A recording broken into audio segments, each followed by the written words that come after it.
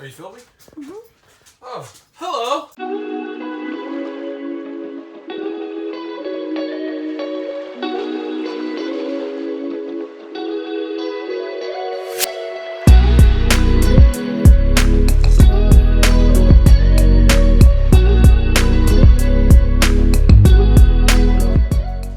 Okay, so right now what we're doing is we're putting up some new trim. We bought this really cheap, what would you call this, babe? This little cheap wood.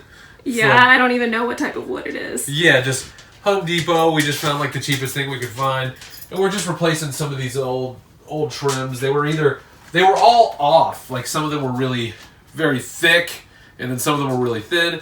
They were all just nothing was matching up. So we're replacing them all with just this nice little cheap thing here, just to give it an outside. That's it. Okay. So I still need to put in one nail into this back piece over here. We put a little fine line of wood glue across the back of this before we laid it down. And then we just bought these cheap little nails here. I think they're 3/4 of an inch. Yeah, yeah. 3/4 of an inch, just nothing too long, nothing too short. It felt like the perfect length because you can see the wood is not very thick at all. I believe the wood is only 1/4 inch thick. I don't even, is it that? I mean, yeah. Yeah. Okay, so yeah, you know, you buy that 3/4 nail, goes right through it, right into the wall. Looks good.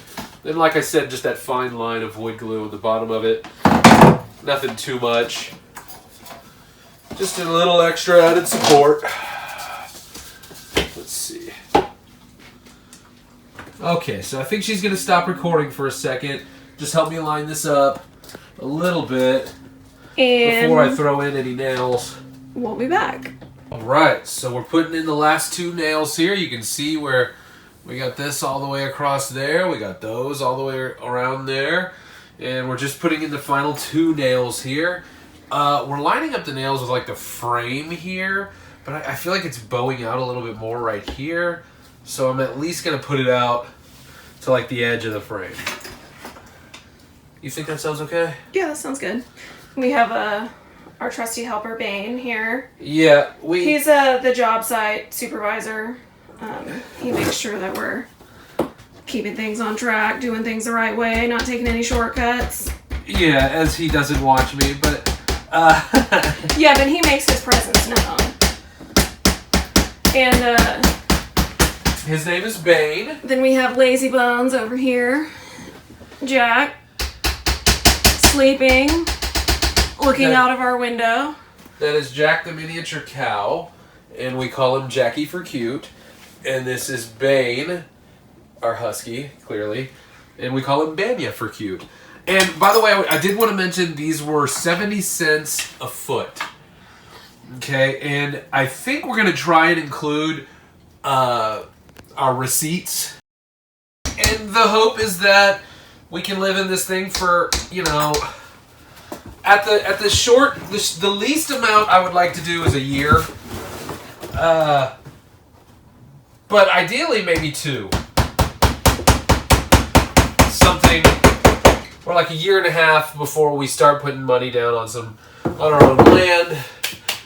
And that is going to be a whole other series of videos. Hopefully. Yeah. Way out into the future. So it's pretty exciting. We did just get in that last nail. All of this. Unfortunately, we didn't film ourselves, but we did put on some drywall here. Cover up a little bit of like imperfections and stuff like that. We took this right over here. This looks like it's DAP. I don't know. Drydex spackling. We got some of that right there. And then we got this tape here. And you can just line it up. And that's all that is right here. Yeah, the people who owned it before us that we bought it from, they had a dog in the camper. And there was, I guess, like a really bad thunderstorm or something. And the dog, like, ripped the trim that was on the bottom of here, ripped it off, and then ripped some of the wall off. but it was mainly just like the surface. So actually in that corner right there, it was kind of bad. So we got like an aluminum sheet, like to patch. Yes. Right there. Like right underneath here, there's a really... And that's pretty solid. Yeah.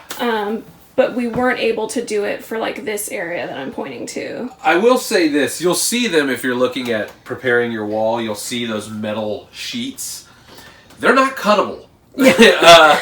We really thought we could get home and just have a pair of scissors, or, I mean, we have like a pair of shears of some sort, and it wasn't having it. So yeah. That wasn't going to happen. We just had to lay it on pretty thick right there and then just cover it right up. Yeah. But, it ended up working out. It covered the space really well. So just leaving it as is, thankfully. So make sure you're getting something that's a little bit more, possibly, if you need to, a little bit more pliable.